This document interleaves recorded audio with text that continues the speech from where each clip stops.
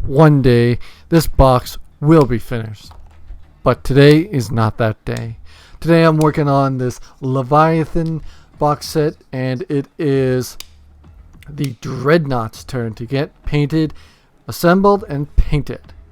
Now I was trying a bunch of different techniques today, just getting back into it after a little bit of a break, and I decided to try out a sponge, a makeup sponge, just for a little bit of different texturing and whatnot, and I think it turned out pretty good. Here are just some of the highlights, and I decided to use some of the tools, the helping hands and whatnot, to make it an easier time on myself so I wouldn't struggle so much with the painting. But I think my favorite part was painting the missile tips. They turned out really nice.